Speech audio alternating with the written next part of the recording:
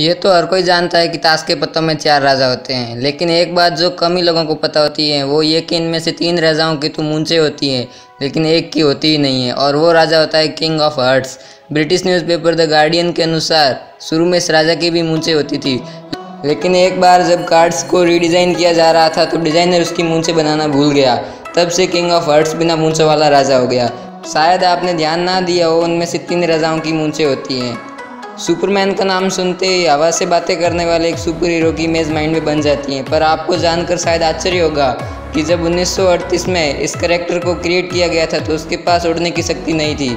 ऐसे में वो ऊंची ऊंची इमारतों को जंप कर लेता था, पर अगले ही पल उसे ज़मीन पर आना पड़ता था।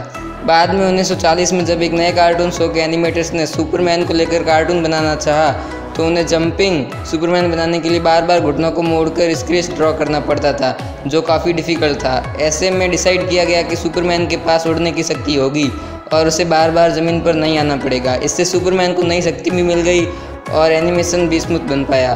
फ़ोटो खींचते समय से चीज़ कहने का प्रचलन है ताकि हमारी स्माइलिंग पिक आ सके, लेकिन आपको जानकर आश्चर्य होगा कि कुछ 100 साल पहले विक्टोरिया एरा में लोग फ़ोटो खींचते समय से फ्रांस कहते थे ताकि फ़ोटो में उनके चेहरे पर गंभीरता दिखे।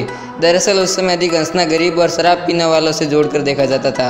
शायद यही कारण है कि जब हम पुराने समय के राजा महाराजाओं की पोर्ट्रेट फ़ोटो देखते हैं तो हमें स्माइलिंग फेस नहीं देखने को मिलता है। मॉडर्न फिजिक्स की मदर कही जाने वाली महान वैज्ञानिक मैडम क्यूरी का नाम आपने तो ज़रूर सुना ही होगा।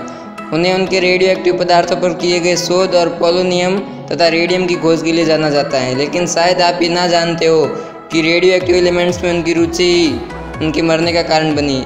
एक्सपोजर टू रेडियो एक्टिविटी की वजह से उन्हें प्लास्टिक एनीमिया नामक बीमारी हो गई जिसने उनकी जान ले ली थी। यहाँ तक कि रेडिएशन ने उनके कपड़े, फर्नीचर और किताबों को भी नुकसान पहुँचाया और उनके मरने के 100 साल बाद भी उनकी चीज़ें रेडियो एक्टिव हैं और उन्हें लीड बॉक्स में रखा गया है और अगले 1500 साल तक उन्हें ऐसे ही रखा जाएगा।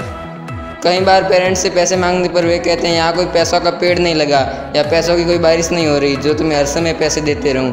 लेकिन ब्रह्मांड में कुछ ऐसी भी जगह हैं जहाँ पैसे तो छोड़िए, हीरा यानी डायमंड की बारिश होती है। सैटर्न और जुपिटर ऐसी 2 ग्रह हैं जहाँ के वातावरण में बड़ी मात्रा में कार्बन मौजूद है और जब मौसम में बदलाव की वजह से कार्बन पर बिजली गिरती है तो वह बिल्कुल हार्ड होकर ग्रेफाइट बन जाता है और नीचे गिरने लगता है। जहाँ एटमॉस्फेरिक प्रेशर उसे तब तक हार्ड बनाता जाता है जब तक कि वो डायमंड ना बन जाए और इस तरह वहाँ हीरो की बारिश होने लगती है।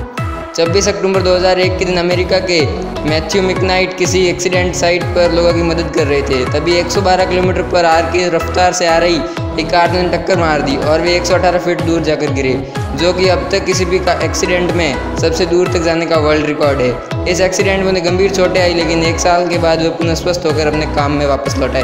तो आज के वीडियो में बस इतना ही, और यदि आपको ये वीडियो पसंद आए तो हमारे चैनल को सब्सक्राइब कर वीडियो को लाइक करना ना भूलें। Thanks for watching.